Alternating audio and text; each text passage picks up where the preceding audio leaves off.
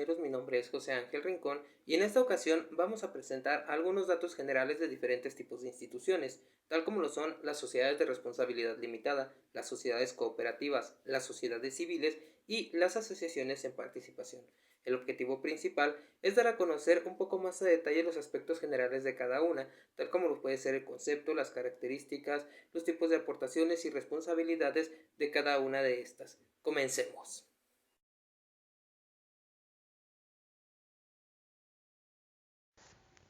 Esta sociedad existirá bajo una denominación o razón social, que estará formada con el nombre de uno o más socios, misma que irá inmediatamente seguida de las palabras Sociedad de Responsabilidad Limitada o de su abreviatura SDRL.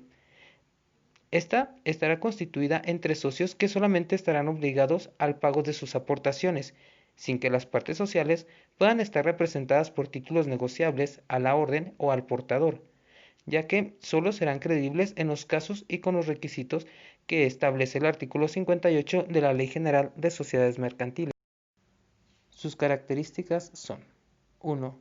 La razón social estará formada con el nombre de uno o más socios, y cuando en esta no figuren las de todos, se agregarán las palabras y compañía.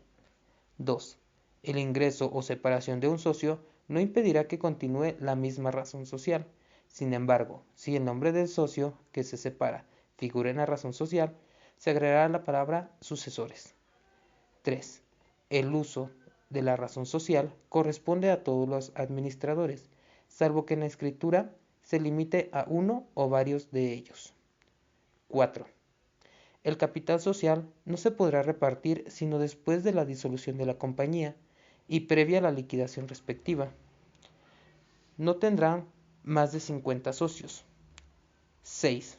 El capital que se establezca estará en el contrato social.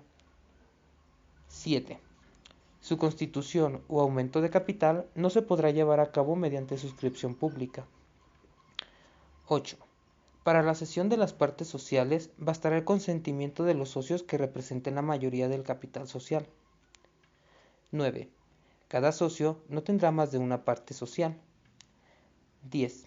La asamblea de los socios es el órgano supremo de la sociedad. Y 11. Todo socio tendrá derecho a participar entre las decisiones de las asambleas. Estas son algunas de sus características.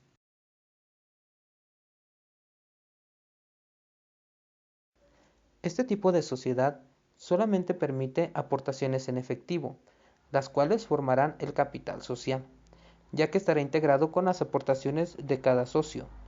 Este capital se dividirá en partes iguales y podrán ser de valor y categoría, pero en todo caso serán de 1,000 pesos o un múltiplo a esa cantidad. Al constituirse la sociedad, los socios pueden pagar o exhibir el 50% de su parte social y tendrán un plazo para liquidar el otro 50%. Las cuentas que se utilizan para registrar el capital son: cuenta de capital social. Esta cuenta es la que recoge el capital escriturado. La cuenta de acciones o participaciones emitidas. Esta cuenta es la que recoge el capital social y se cargará por el valor nominal, mientras que se abonará a medida de que suscriban las acciones.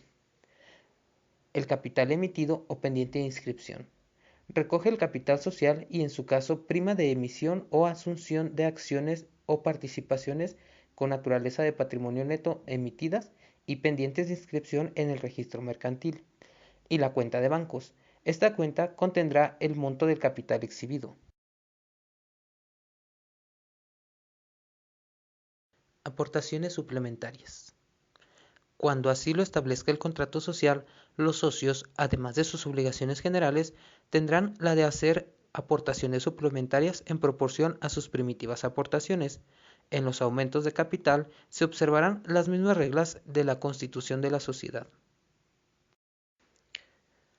La amortización de las partes sociales no estará permitida sino en la medida y forma que establezca el contrato social vigente, en el momento en que las partes afectadas hayan sido adquiridas por los socios. En el caso de que el contrato social lo prevenga expresamente, podrán expedirse a favor de los socios cuyas partes sociales se hubieren amortizado certificados de goce con los derechos que establece el artículo 137 de la Ley General de Sociedades Mercantiles, en el cual dice: tendrán derecho a las utilidades líquidas después de que se haya pagado a las acciones no reembolsables.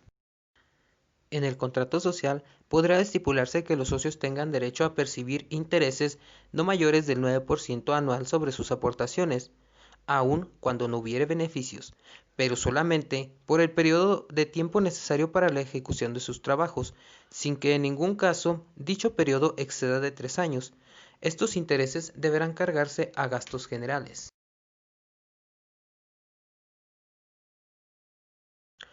La sociedad cooperativa es una forma de organización social. Está integrada por personas físicas, con base en intereses comunes y en los principios de solidaridad, esfuerzo propio y ayuda mutua, con el propósito de satisfacer necesidades individuales y colectivas a través de la realización de actividades económicas de producción, distribución y consumo de bienes y servicios. Algunas de sus características son: 1. Su máximo representante será el Consejo Superior de Cooperativismo. 2. Tiene personalidad jurídica propia. 3. No tiene fines lucrativos. 4. Se integra con un mínimo de 5 socios. 5. Se reconoce un voto por socio independientemente de sus aportaciones. 6. Son de capital variable. 7. Tienen duración indefinida. 8. Los extranjeros no pueden desempeñar puestos de dirección o administración. 9. Se pueden dedicar libremente a cualesquiera actividades económicas lícitas. 10. Los socios no responden personalmente de las deudas sociales. 11. El trabajo es repartido con igualdad entre los asociados. 12. Se debe constituir mediante escritura pública y aparecer en el registro de sociedades cooperativas. 13. La razón social será el nombre de la compañía seguido de las palabras sociedad cooperativa o, en su lugar, la abreviatura S.Coop. 14. El domicilio se establece en el lugar donde se realice la actividad, principalmente adherida al negocio. Existen 3 tipos de cooperativas en México, que son las de consumidores. Son aquellas en las que sus miembros se asocian para obtener en común artículos, bienes o servicios para ellos, sus hogares o sus actividades de producción. La segunda, de productores. Son aquellas en las que sus miembros se asocian para trabajar en común en la producción de bienes o servicios, aportando su trabajo personal, físico o intelectual. Y la de ahorro y préstamo, que tiene por objeto realizar actividades de ahorro y préstamo. Esta tendrá como mínimo 25 socios y estará regulada por la Ley para regular actividades de sociedades cooperativas de ahorro y préstamo. Formación del capital y su constitución. El capital social está constituido por los aportes de los socios y el mínimo estará estipulado en los estatutos. Debe pagarse el día de su constitución. Cada aportación podrá hacerse en efectivo, bienes, derechos o trabajo, y estarán representadas por certificados que serán nominativos, indivisibles y de igual valor. Cada socio deberá aportar por lo menos el valor de un certificado.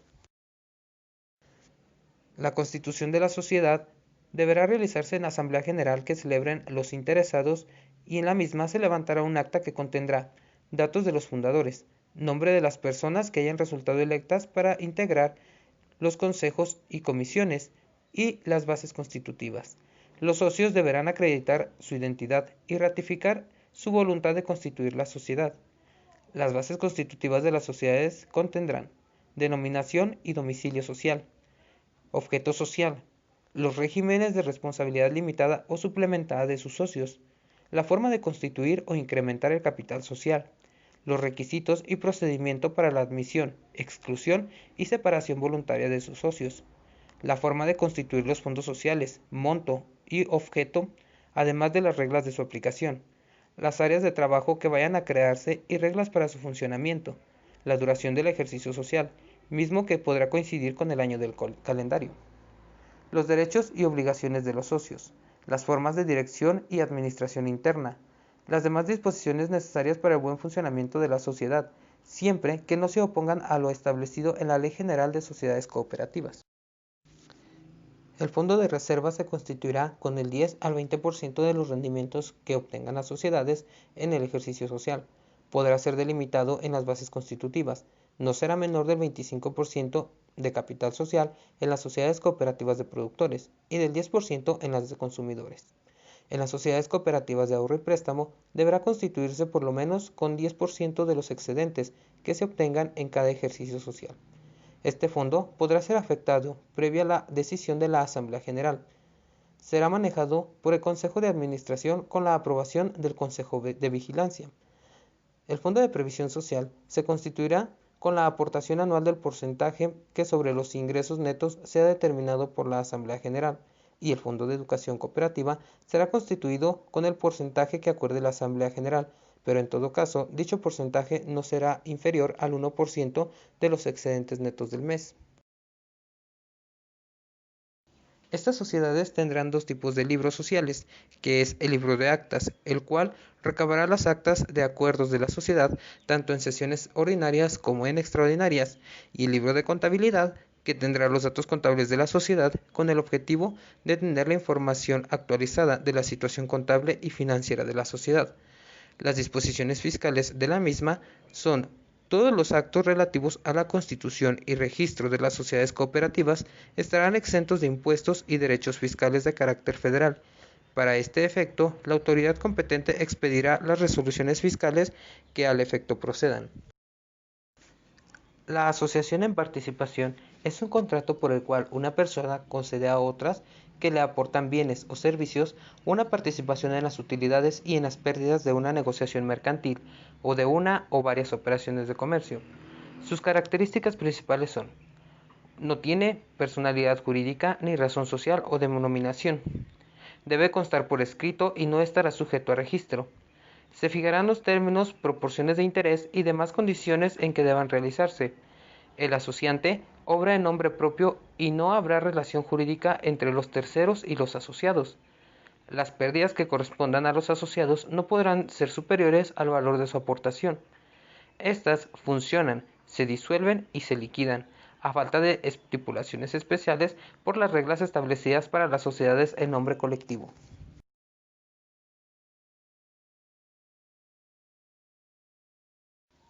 Las sociedades civiles se forman a través de un contrato por el cual los socios se obligan mutuamente a combinar sus recursos o sus esfuerzos para la realización de un fin común, de carácter preponderantemente económico, pero que no constituya una especulación comercial.